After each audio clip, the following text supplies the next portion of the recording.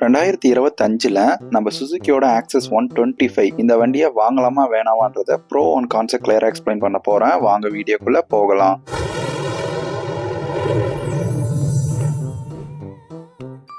Suzuki engine ஆன இது 124cc 8.3 bhp 6500 rpmலையும் 10.2 Nm டார்க்க 5000 rpmலையும் release பண்ணோம். 2025ல நல்ல ஸ்மூத் இன்ஜின், அதுக்கப்புறம் 125cc நல்ல பர்ஃபார்மன்ஸும் இந்த வண்டியில இருக்கு. செகண்ட் நான் ஒரு 80 to 90 வரைக்கும் அந்த வண்டியில புஷ் பண்ணி பார்த்தேன், நல்லாவே போகுது. அதே இல்லாம இது வந்து ஜாப்பனீஸ் இன்ஜின்னால அதோட ரிலையபிலிட்டிக்கும் சூப்பரா இருக்கும். இந்த வண்டி நல்ல ஒரு ரிஃபைன்டு இன்ஜின்னா இந்த சுசுகி ஆக்சஸ் 125 நல்லாவே கொடுத்துருக்காங்க. இன்ஜின் செட்டப் அதுல எந்த குறையும் கிடையாது. செகண்ட் பில்ட் குவாலிட்டி எப்படி இருக்குன்னு கேட்டீங்கன்னா எந்த வித காம்ப்ரமைஸும் கிடையாது. ஏன்னா குவாலிட்டிக்கு எந்த வித குறையும் கிடையாது, எல்லாமே ப்ரீமியமாவே கொடுத்துருக்காங்க.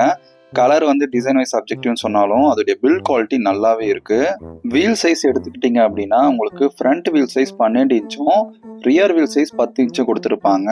டயர் பார்த்தீங்கன்னா ஃப்ரண்ட்ல 19/90, பேக்ல வந்து 100/90ன்ற மாதிரி உங்களுக்கு கொடுத்துருப்பாங்க. டயர் செக்ஷன் ரெண்டுமே டியூப்லெஸ் தான். ரோட் கிரிப் நல்லா இருக்கு. செகண்ட் சஸ்பென்ஷனுமே ரொம்ப ஹார்டா இல்லை, அதே நேரத்தில் ரொம்ப சாஃப்டாவும் கிடையாது. நம்ம நார்மல் வந்து சிட்டி ரோட்ஸுக்கு எல்லாத்துக்குமே நல்லா கம்ஃபர்டபுளா தான் இருக்கு. அடுத்த பிளஸ் பாத்தீங்க அப்படின்னா இது ஷார்ட் ரைடுக்கு நல்ல வண்டி. ஏன்னா 773 mm தான் சீட் ஹைட்டே கொடுத்துருக்காங்க. ஸோ ஷார்ட் ரைடரா இருக்கீங்கன்னா இல்ல லேடிஸ் யூஸ் பண்ண போறீங்க அப்படின்னாலும் கண்டிப்பா இந்த வண்டி உங்களுக்கு சூட் ஆகும். ஏன்னா கிரவுண்ட் கிளியரன்ஸும் 160 mm கொடுத்தனால நம்ம மோஸ்ட் ஆஃப் த ஸ்பீட் பிரேக்கர்ல எதுவுமே உங்களுக்கு தட்டாது. நான் பில்லியன் வச்சும் போன எந்த விதத்துலயும் எனக்கு தட்டல. பெட்ரோல் டேங்க் கெபாசிட்டி பாத்தீங்கன்னா 5.3 லிட்டர் கொடுத்துருப்பாங்க. ரிசர்வ் வந்து 1 லிட்டர் இருக்கிற மாதிரி இருக்கும். இந்த வண்டியில பாத்தீங்கன்னா பெரிய பிளஸ் வந்து அடுத்த மைலேஜ்னு சொல்லலாம். என்ன ரீசன்னா இது 125cc மைலேஜ் என்ன வருதுன்னு கேட்டீங்கன்னா நம்ம சிட்டிக்குள்ள யூஸ் பண்றப்போ எனக்கு கிடைச்ச மைலேஜ் பாத்தீங்கன்னா 45 to 52 வரைக்கும் ட்ரை பண்ணேன். ஓரளவு எக்கோ மோட்ல ஓட்டுறப்போ. ஹைவேன்னு எடுத்துக்கிட்டீங்க, எக்கோ மோட்ல தான் ஓட்டுறீங்க, எந்த வித ரேஸ் டிரைவ்லாம் பண்ணல அப்படின்னா நீங்க ஒரு 58 to 60 வரைக்குமே நீங்க தாராளமா ஹைவேல எதிர்பார்க்கலாம். நல்ல வந்து மைலேஜும் நல்லாவே தரும்.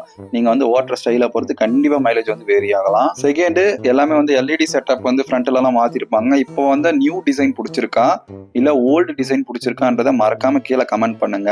இதுல அந்த எல்இடியோட செட்டப் வந்து எல்லாமே நல்லா தான் இருக்கு. நைட்ல போறப்ப விசிபிலிட்டி நல்லா தான் இருக்கு. எந்த வித ப்ராப்ளமும் இல்லாம நாங்க போனோம், நல்லா தான் இருந்துச்சு. மெயினா இதை சொல்லணும், இதோடைய பிரேக்கிங் எப்படி இருக்குன்னு கேட்டீங்கன்னா பிரேக்கிங் பைட் நல்லா தான் கொடுத்துருக்காங்க. எந்த வித இஷ்யூஸ் கிடையாது. அடிச்சா கரெக்டா அந்த இடத்துல நிக்குது, அதுல எந்த வித குறையும் வைக்கல.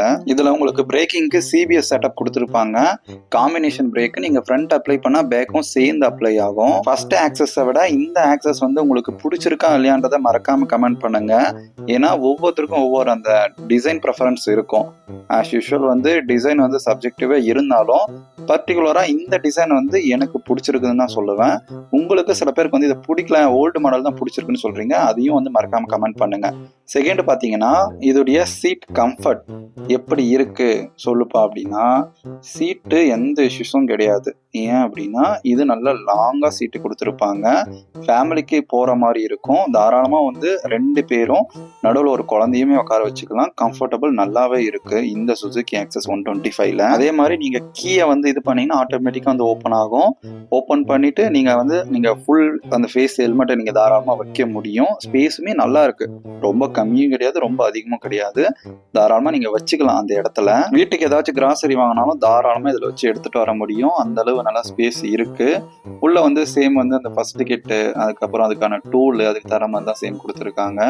அதுக்கப்புறம் பெட்ரோல் பாத்தீங்கன்னா உங்களுக்கு பேக்ல வர மாதிரி கொடுத்துருக்காங்க இந்த சுசுகி ஆக்சஸ்ல. சரி, என்ன ப்ரோவா சொல்லிட்டு இருக்க, எப்பதான் நெகட்டிவ் சொல்லுவேன் அப்படின்னா சரி வாங்க, நீங்க ரொம்ப நேரமா வெயிட் பண்ணிட்டு இருக்க. நெகட்டிவ் நிறையவே இருக்கு, நெகட்டிவ்க்குள்ள போகலாம். நெகட்டிவ் என்னடா மீண்டும் மீண்டுமா அப்படின்னு கேட்டீங்க அப்படின்னா ஆமா, இதுல பாத்தீங்க அப்படின்னா உங்களுக்கு அந்த ஆஃப் ஆகிற இஷ்யூ இருக்கு.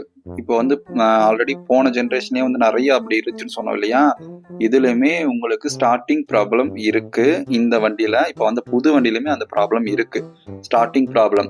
பக்கத்துல ஏதாச்சும் சர்வீஸ் சென்டர் இருந்தா பிரச்சனை கிடையாது. அப்படி இல்லைன்னா கண்டிப்பா வந்து ஒரு இஷ்யூல கண்டிப்பா ஃபேஸ் பண்ணுவீங்க நீங்க. இதுல செல்ஃப் மோட்டார் ப்ராப்ளம் வருது.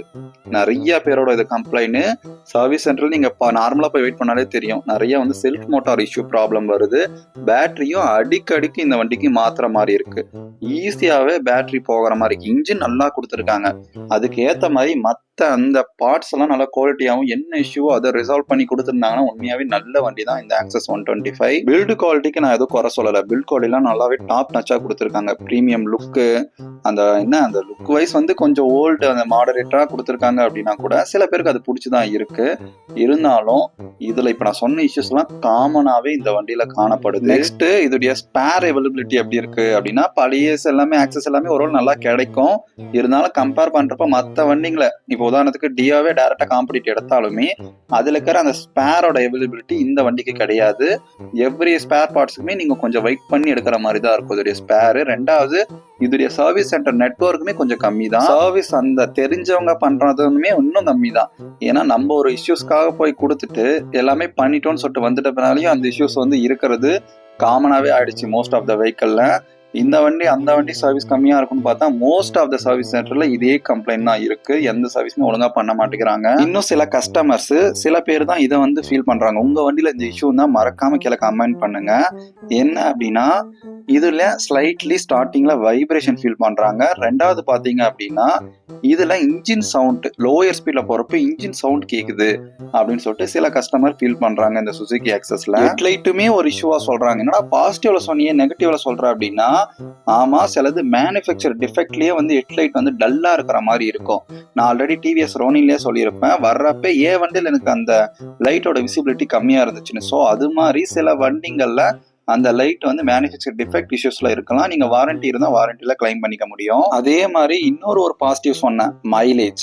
என்னடா இந்த மைலேஜ் மறுபடியும் நெகட்டிவ்ல எடுத்துட்டு வர அப்படின்னு கேக்குறீங்கன்னா, இதுலயுமே ஆல்ரெடி இன்னொரு வண்டி சொன்னேன். அது எந்த வண்டி உங்களுக்கு ஞாபகமா இருந்தா கீழே கமெண்ட் பண்ணுங்க. அந்த வண்டியில இருக்கிற மாதிரி இதுல அந்த மைலேஜ் டிராப்ஸ்ன்றது இருக்கு. நம்ம வந்து ஸ்டார்டிங்ல ஓட்டுற ஒரு மைலேஜ் டிஃப்ரெண்டா இருக்கும். அதே நேரத்துல சடனா உங்களால நல்லா ஃபீல் பண்ண முடியும். ஒரு 40, 45, ஒரு 50 போயிட்டு இருக்கிற ஒரு மைலேஜ் சடனா 35, 40க்கு அந்த மைலேஜ் டிராப் ஆகும். இதை நீங்க எத்தனை பேர் ஃபீல் பண்ணிருக்கீங்க, இல்ல உங்க வண்டியில அது இருக்கா இல்லையான்றத மறக்காம கமெண்ட் பண்ணுங்க. சரி, ஓவரால என்ன சொல்ற, இந்த வண்டியில இவ்வளவு இஷ்யூஸ் இருக்கு, வாங்கலாமா வேண்டாமா சொல்லுப்பா அப்படின்னா, இந்த சுசுகி ஆக்சஸ் 125 உண்மையாவே நல்ல வெஹிக்கிள். நல்ல ரிஃபைன்ட் இன்ஜின், ஜாப்பனீஸ் இன்ஜினுக்கு எந்த குறையும் கிடையாது. ரொம்ப நாளா ஓடுன ரெக்கார்டே இருக்கு நம்ம ஆக்சஸ்லாம் 1 லட்சம் கிலோமீட்டருக்கு மேல. ரெண்டாவது அந்த மெயின்டெனன்ஸுமே மற்ற வண்டிகளை காட்டிலுமே கொஞ்சம் அதிகம் மாதிரி நீங்க ஃபீல் பண்ணாலும் கம்மி தான், நல்லா தான் இருக்கு. ஆனா இந்த சர்வீஸ் வந்து அந்த ஆஃப் ஆகிற இஷ்யூஸ்லாம் இன்னுமே வந்து ப்ராப்ளம் சால்வ் பண்ணாமே இருக்கீங்க. சர்வீஸ் சென்டர் பக்கத்துல தான் இருக்கு. சர்வீஸ் சென்டர் எனக்கு ஓகேவா இருக்கு அப்படின்னா கண்டிப்பா இது நல்ல வண்டி தான் எடுக்கலாம். அதை தவிர்த்து வந்து நான் சொன்ன நெகட்டிவ் எல்லாம் நல்லா பாத்துக்கங்க. அதே மாதிரி இந்த 125cc அந்த செக்மெண்ட்ல நிறைய ரைவல் இப்போ வந்துட்டே இருக்கு 1 by 1. அதுக்கு ஏத்த மாதிரி பார்த்து உங்க சர்வீஸ் சென்டர் பக்கத்துல எது நல்லா இருக்குதுன்னு ஏத்த மாதிரி எடுத்தாதான் உங்களுக்கு நல்லா இருக்கும். வேற ஏதாச்சும் டவுட் இருந்தா கமெண்ட் பண்ணுங்க. எனிவேஸ், தேங்க்ஸ் ஃபார் வாட்சிங்.